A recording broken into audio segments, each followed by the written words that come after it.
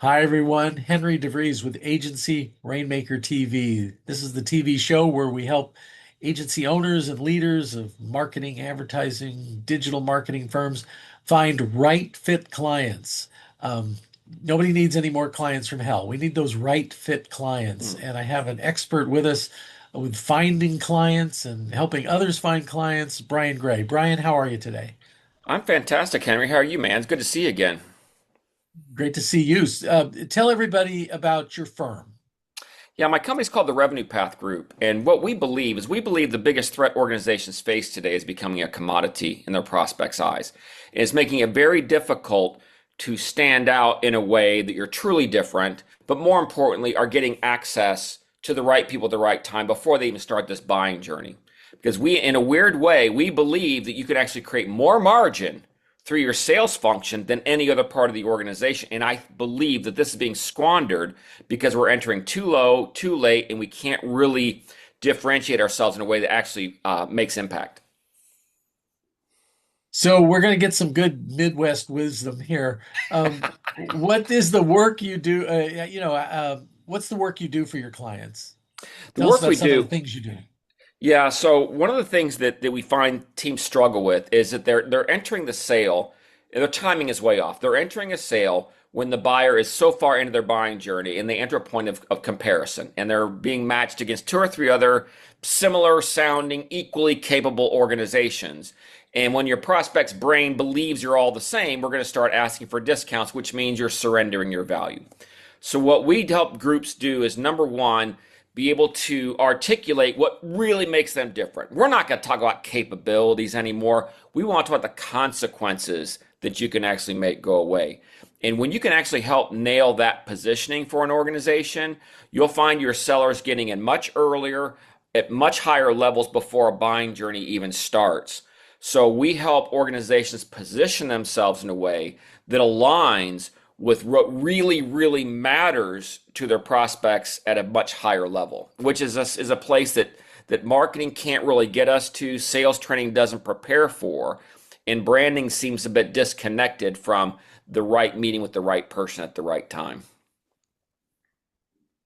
Talk a little bit about that buyer's journey and like that the 70% of it that you're not involved in. You're brought in at the end if you're making some kind of short list. Tell us about that. Yeah, if you go back to the old school day, let's go back to our early days, Henry. You needed salespeople because there was no internet, my friend, and we had to educate and inform and help guide. And all of a sudden, the internet comes along, and there's a lot of information out there. There's a lot of noise, but a lot of information. Also, all of a sudden, prospects started researching on their own before calling in a human seller. Now we've entered the age of answers where AI can actually help me with my strategy, help me make better, faster decisions. So the salesperson's role is being further diminished to where they're entering at such a low and late part of the sale that it's so hard to separate themselves. And so what's happened is they've allowed the prospect to identify the problem they want to have solved. They've actually started exercising different options and different strategic ways of looking at it without the human seller. And then now they're starting to find out and get pricing. So the seller has been rapidly diminishing. The only place left for a good human seller is before a problem has even been defined. So how can we connect what you can really do to a chronic threat or challenge an organization faces and making that connection before the problem is even surfaced? Because once the problem's identified, then they need help figuring out where do I go? AI is going to do that. Then once they've identified the problem, they've identified the solution they want to take, then you're just procuring. So we're going to see a real disruption in the role of the human sales force. And from a counter perspective, I believe this is the time to create greater margin through our sales function if we simply fix our timing. So I'd be remiss if we didn't talk about AI. So just a little AI anecdote. Um, I put on a conference, and sitting next to me was a millennial woman, and the speaker was talking about, you should just pick up the damn phone. You should just pick up the damn phone and call. And I said to her, I said, "Oh, back in the day, we used to have to pick up phones to call people." And she Right. goes, "Oh, I've seen it in the old movies." And then I should have just shut up, but I Uh, doubled down and I said, well, if you need me to explain things like travel agents, mimeograph machines, the yellow pages, just ask. And she said, oh, I would just Google that shit. Well, yes. now, so now the companies were Googling that, but it's not Google now because people are reading the Google search. Mhm. They're looking at what the AI scraped, Gemini, what they scraped, and like, oh, okay, this is what I need to know, and here's that's good. Um, so one agency owner I was talking to said her dilemma because she represents cities across the United States, um, and she says it doesn't matter about the articles we're getting on and that are in the Google search. It's are they getting scraped and summarized in that first pitch? So it's even getting harder. We're letting AI do the thinking, like, oh well, here are the top five prospects, and they're deeper. Or are you on that list, and what do you do to get on that list? Um, what are you finding about AI and the whole process? Yeah, much like I believe the internet made salespeople somewhat lazy, right? I'll wait for a lead to show up versus actually going to hunt for opportunities. But the problem is when a lead shows up, which is what traditionally SEO marketing is all about, is when you're looking, I want to be found. The problem is from a margin perspective, a lead is probably the last place you want to show up from a margin perspective because they're comparing. I've got three options, and therefore I'm going to start discounting. When you discount, Henry, what you're doing is you're surrendering your value. If you can't defend yourself or differentiate yourself, and if you're perceived to be the same, you have the discount to win, which there goes your margin. I think AI is going to make the lazier ones make it even more difficult. But what's really challenging is that as salespeople, we thought, okay, if I can get in and help you start thinking through the decision, I can get in front of a lead. But now AI is going to be doing more and more of the strategy development that we used to pay thousands of dollars for, which I think the agencies listening pay heed notice here because there's a real opportunity alongside this challenge. But when AI can do strategically for me what I used to have to pay a lot of money for, then I'm further locked out unless I'm on the front side of that and really connecting what you can really do for someone to a deep rooted threat or challenge they have. And I'm forcing this marriage between understanding what you really, really do and aligning that with your ideal prospects' real motivating threats and challenges. And I think from an agency perspective, I don't want you showing up at the VP of marketing level. I want you meeting with the CEO and helping address her real market share growth challenges, her real margin challenges, and solving that, not being a lead development source or traditional agency marketing. Well, let's talk about making it rain. So, how do you make it rain for your organization? I know you're an author, you're a speaker. Share some of that. Yeah, and a lot of, and I think that right alongside the efforts you put forth, Henry, I think are just so relevant for today. And I'll tell you why. As I mentioned earlier, that a lead to me means low and late. And when the measure of your ability as a leader today is to create relevance, vitality, and value, right? The more relevant you are, the more margin you're going to create. The more valuable you are, the more margin. Those things matter. And I think it's one of the biggest CEO challenges today is to create a relevant, vital, and valuable organization. And if we're going to continually enter selling opportunities where margin's at its thinnest, that being a lead, then you've got real challenges. So here's to answer your question. If I'm going to make it rain, I have to do the opposite of a lead. I need to create a signal. And a signal to me is something that can align with a problem that's yet fully been defined. You either create signals or you spot signals. How do you create signals? You author a book, you become a true thought leader, and you speak to your ideal target in environments where they're not actively looking for what it is you do. But your job is to connect what you really do to the real motivating, driving challenges that they have.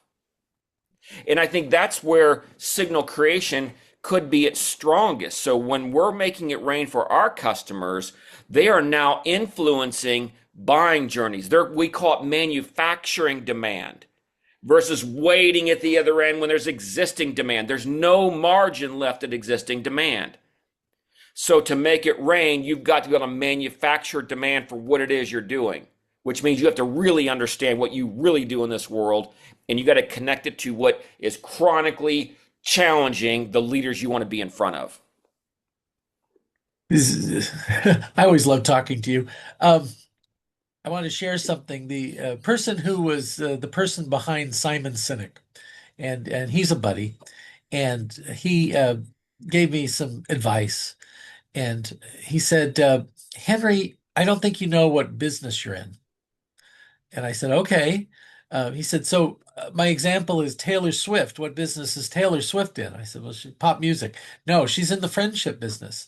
She's making friends. She's making friends across generation, and friends want to be a part of her life and all this. He says, you're in the authority business. You help people be an authority expert in their field.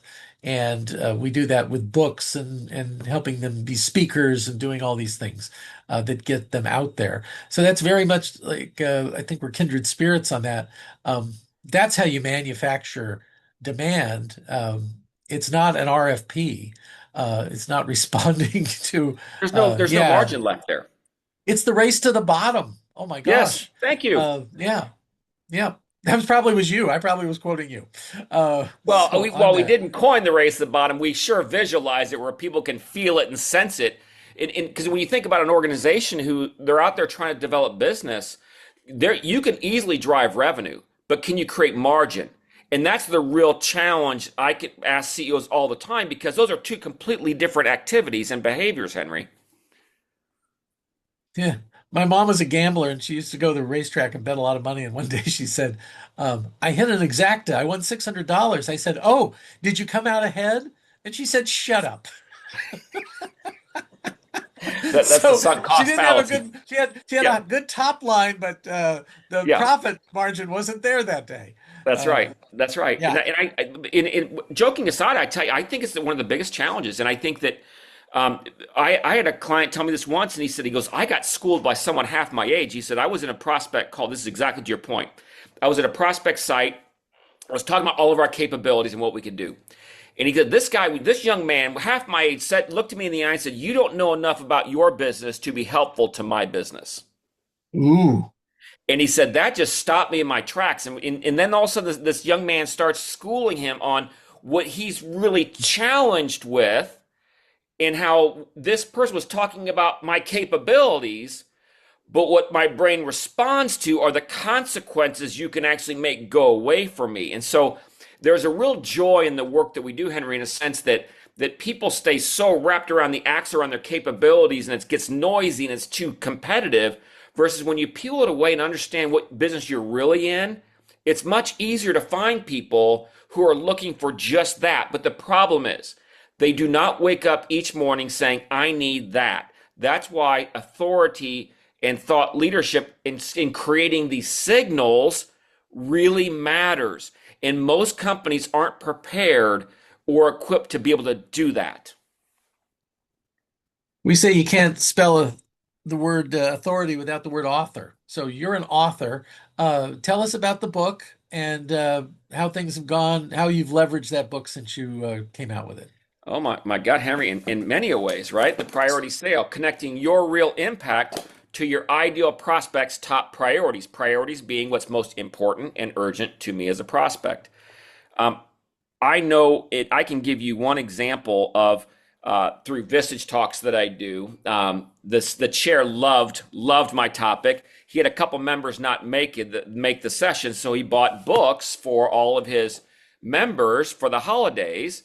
One member who wasn't there picked up the book, said, "I'll read it if my team likes it. We'll get back together with you." And I think we're clocking $485,000 in revenue since that on that one book, just on that one specific customer over 3 years based on them reading the book, which I can honestly say would not have ever happened outside of that. That's just one story that comes to mind.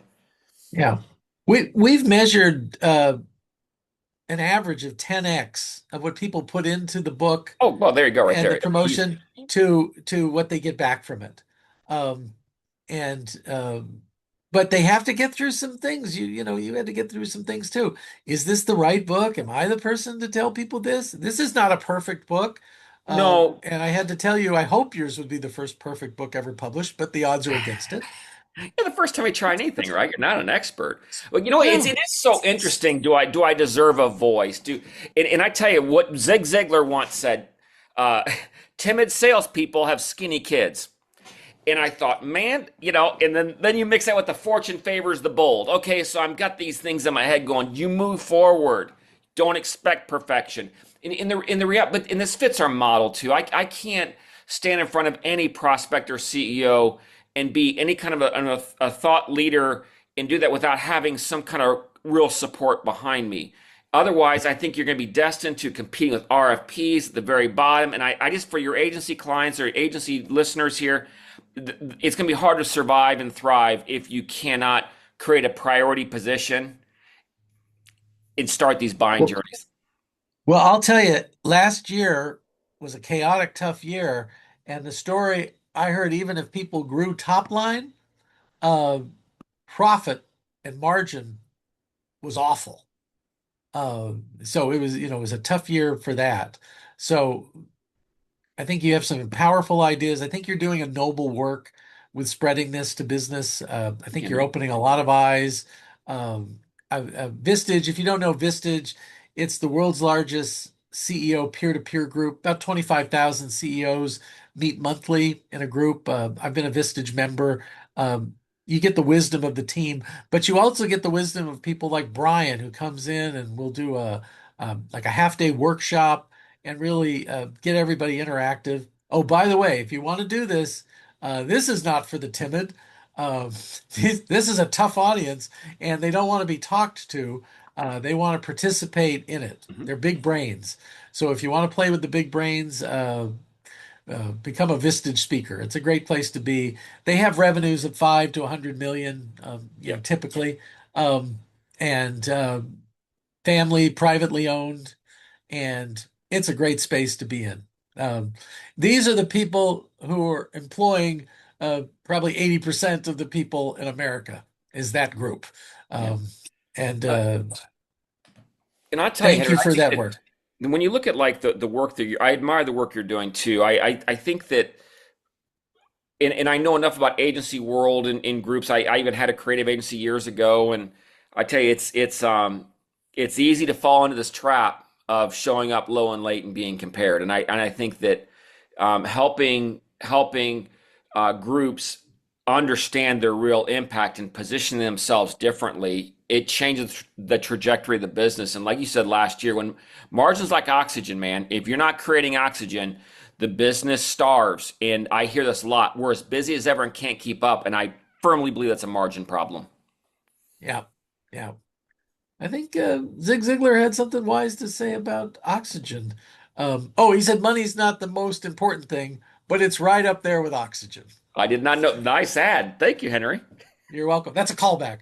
Okay, Brian, anything you wanted to add before we say adieu? Oh, I know. I got to sit and crack jokes and do some old dad jokes with you. No, but I do think that we're living in a world that what fascinates me, Henry, is when you look backward in time, this is the fastest we've ever gone.